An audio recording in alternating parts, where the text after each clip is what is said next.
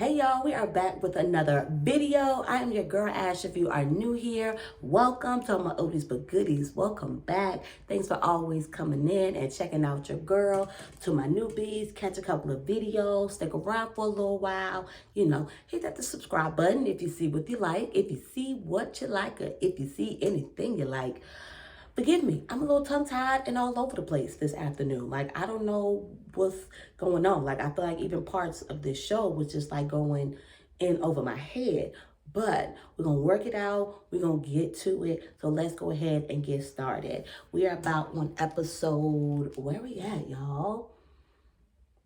We're at episode 13, y'all, of Marriage at First Sight. Episode was The Ugly Truth. And dare I say that all these marriages is going to shit. They're all going to shit. They all just going right on down the drain. Like, y'all, I am, okay, so let's just talk about it. Let's just talk about it, right? So this episode, they had a check-in basically with the professionals, like, to like check in. We're getting closer to decision day, like see like where they are and like to kind of like clear up and fizzle out anything that's like still out there and lingering. And then as well, they all like met up with their spouses, either family, like one of their family members or one of their friends, again, to just get more insight, into their particular spouse. So getting into it, y'all.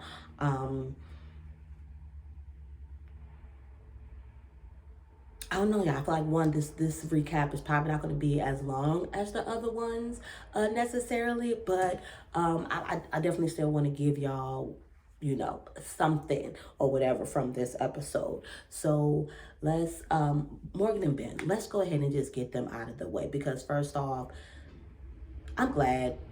I'm just glad. I don't think I could just say that anymore, but I'm glad. Once she, let me tell you what really just pisses me off is her still saying, oh, I haven't got this apology and what it needs to look like for her. Who are you to tell somebody how they need to apologize to you, for one? And then who are you to even say that in order for it to be genuine, that this is what it has to look like? Like I said, she wasn't even gonna forget that man to begin with. She wasn't. So like, I had always second guessed like their matching even to begin with. Like, I kind of felt like he was just like so childish, and then she just seemed like, so like she takes Muay Thai, y'all. Like, Kristen said it good. Kristen, like, she's an alpha female, and she needs somebody with as much oomph as what she got, because Ben to me is a little bit more quiet. He's a bit more timid. I won't say quiet, but he just seems to, he's not that. He's Morgan need to be manhandled sometimes. It's for real to me. So, and Ben ain't it. But Ben can't do that. Ben not gonna do that or whatever. So I'm mad it took this long, because I honestly felt like girl, you've been done. You I don't know why we even kept going through this. She pisses me off. She's like, oh, I'm still waking up sad every day. Why are you still sad every freaking day? You didn't even see this man. Like, yes, it just seems like something else, like, drastic happened to me, the way that she's like reacting and like going through this. Like, the world should be ending to me, and y'all kill me, beat me up, cuss me out, but I'm she was doing too much to me. She was doing a lot. She was doing a lot for me, y'all. I ain't even gonna hold you. She was doing a lot for me. So they ended their marriage. I think we all kind of basically just saw that coming. Morgan wasn't coming back basically from that. We have been seeing that. So for her to even be like, oh girl, all right, I'm just gonna get off them, y'all. I'm gonna get off them, and we're gonna, move on. So Lenny and Miguel, they're done with the baby. Their interaction with the baby, is over. Their exercise with the baby is over. I think that their biggest thing is right now, and even what they were talking about with the professionals, is Lindy, her outbursts and like her negativity. And he talked about that like with her, was like her sister or her friend. I think it was just her friend. And confirming that, that's just Lindy. Now, Pastor Kyle was basically just saying like, so basically this is like her norm. This is who she is.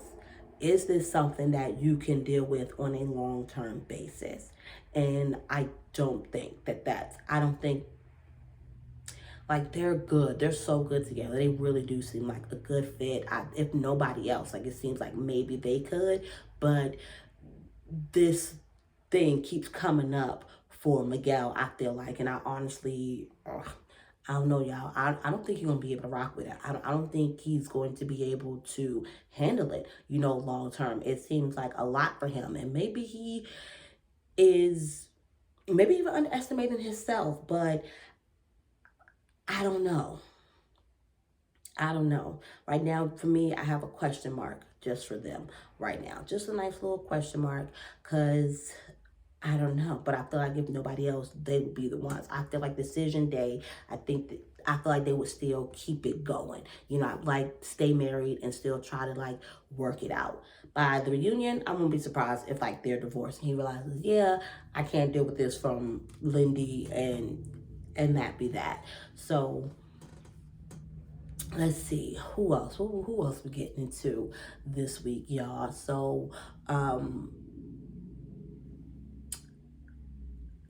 Justin and Alexis actually met with Devin Franklin. I think I got that right, or Devon Franklin, who's somebody that I've seen on other shows giving his advice or whatever or whatnot. Love the guy. He's like, I love how he is able to deliver, his professional advice, and how he, gets to like even just him hitting on, the club issue, and hitting on the intimacy issue with them. Like I loved how he was able to articulate that and get to the root, of the issue with those circumstances, and help Justin to, I guess, boost that confidence that Alexis needs, as far as like when it comes to in the bedroom.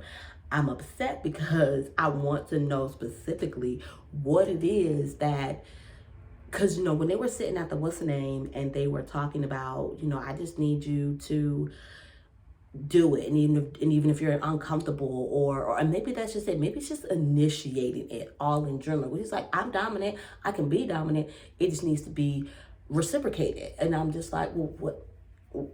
I don't know if I know what he means necessarily, like, by that, but we're gonna go with it. But I honestly thought that, I feel like their meeting with Devon is, I think that's going to help them get over. But I also feel like if they have sex, y'all, I feel like if they have sex, that as well, I feel like no sex doesn't fix things or fix everything or whatever. But just that connection, I feel like maybe might help to get back that old feeling that they had, even though they clearly weren't having sex then. But I don't know. That I think them just connecting in that way is hopefully, I think it's going to do something for their relationship. So, I'm rooting for them. Like, but at the same time, I don't know. Question mark. So, Nate and Stasha, y'all. Like I said, yeah, with this video probably ain't gonna be too long at all, y'all. Probably not even. So, but anywho, we learned that basically Nate has not really been in a relationship, or at least, mind you, his friend who's known him since like a kid, 15 years type thing, basically has said this now. So it got to be true. What relationship did he miss out on if he'd been in his life for 15 years, since they were like kids or whatever or whatnot? So Nate basically likes to do things in his own way, and he's slow at certain, I ain't gonna say slow, but certain things, like he needs to, like, he's not in he does things a certain way. I think that's really like really how I can just all like just say it in a whole generalized thing, even down to saying I love you. So his friends were just talking about like they've never heard him say those words to anybody that's like wasn't his like only people that he said it to was like his family. And that's it. So hearing that he hasn't really been in a relationship, it's like, bruh, like what? You over here wanting to say it, or we're about to say it, but you're not saying it. But hold on, pause. First off, y'all, did he not? Am I crazy? Did he not last week tell her that he loved her? Why are we now sitting with Pastor Cal talking about I haven't said it yet? When I could have sworn he said, I could have sworn that even if not last week, the week before that, either way, I could have sworn that I heard him say it. And I feel like I remember even talking about it in my recap, or was that somebody else? Like, I could have sworn that was him, y'all. But either way, she wants that I love you and is serious about it, but not being in a loveless marriage. Now, him not saying it obviously doesn't mean that he doesn't, but for her, she needs to hear those words. Clearly he loves her. He probably is even in love with her, but you know, who Nate is not allowing him to get there yet. So all the while we're saying this, I think Sasha will chuck the deuces if she does not get that. Because, you know, even Mitch and Kristen were like talking about that, where Kristen felt like, you know, she didn't get the I love you on this by decision day, then she, you know, wouldn't continue with the marriage or whatever or whatnot. Now her feelings has changed, you know, obviously, you know, with the growth and over time in their relationship. But I don't know. I think Stasha's a little bit different. And I think like if she will chuck the deuces on that ad like really quick. So did we get to everybody so we can talk about Mitch and Kristen? Did we get to everybody? We talked about Ben, Lindy and her outbursts, Justin and Alexis, and then, okay, so y'all, Mitch and Kristen. First off, they already having, their struggle is, of course, I felt like a lot of their conversation with Dr. Pepper was going over my head, y'all. Why is that? What? But basically, all in all, I think she's worried about being able to be herself, being able to do things that she still normally enjoys while still being able to have a respect and support the lifestyle that he has. Because I definitely think we all feel like we see a lot of more of Kristen changing and compromising in this situation, in this relationship. And at the same time, it does sound like that Mitch is trying to be open, you know, to her dreams of the flipping houses or whatnot. Like they were, y'all, it's like I can't even go back over that conversation because when I tell you, like, it was going over my head, it was like, can we say this in dummy terms? Can we say this in words that I don't have to go and look up in the dictionary? I was having a moment, y'all. I don't know what it was, but either way, they were able to get through it. Whatever it was, I know what it was, but they were able to get through it with Dr. Pepper. She was, you know, happy of the resolution. What took left with them is because Mitch sticks his foot in his freaking mouth every freaking time. Like, bro, how just stupid can you be? So for one, he clearly did not get the wife that he thought that was going to come down the aisle. He was expecting some hippie woman, more like him, basically. And that's why I say, okay, I wonder, I have a question yet again. What did Mitch put down as what type of mate he wanted? Because I very well still feel like he needs someone like him. So he's saying, oh, I did not receive, the one that I thought that was going to be some hippie woman, whatever, whatever, whatever. Why both Alexis and Justin was like somebody with dirty feet? I was like, oh my God, y'all, no, no, no, no. Like, they terrible. But y'all, why did he's telling his sister this, and then he's like, all right, because mind you, boom, he's like, basically everything's good, we got everything off the table. But what he didn't get off his chest was he still basically is hung up on Kristen's look a little bit. He likes her natural, wants her to be more in a natural state, and basically no makeup, hair just, well, hair don't care, I guess. And yes, that's more him. And the sister, I think definitely articulated and well in handling that situation. But it was like, bruh, you have might as well went on and had that conversation with the professionals, and at least they could have helped to guide and talk you through that. Because you're doing right. As soon as we hang up this phone, I am going to call my sister, and now I'm going to tell her what this conversation was that we just had. You telling that girl's sister that,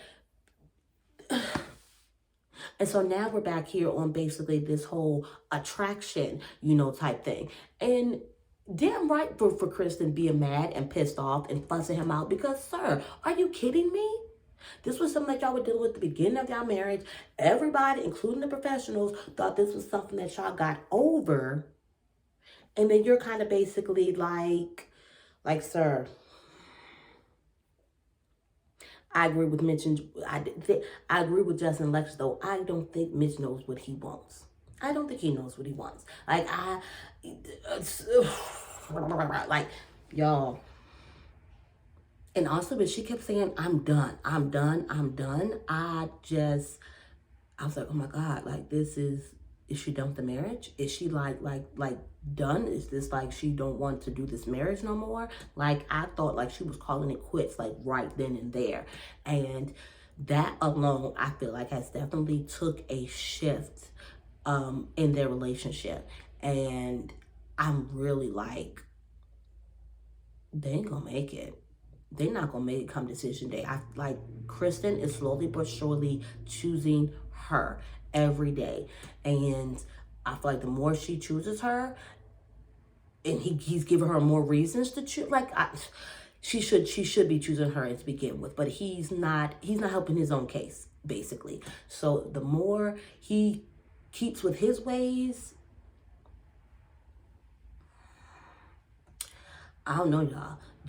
He's going to have to really come through with something, because she doesn't want to hear nothing. She doesn't want to hear from the professionals. She does not want to hear, him talk his way through it, with her. And obviously, like, Pastor Cal said, like, y'all signed up to be married. Y'all have to make these things work. But for a change, since the beginning, y'all, I ain't gonna make it. They ain't gonna make it at this point. I don't think nobody is going to make it, honestly, y'all.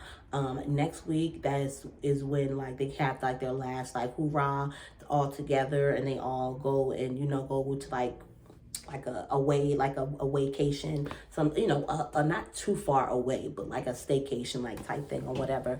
And they do stuff with all the entire group.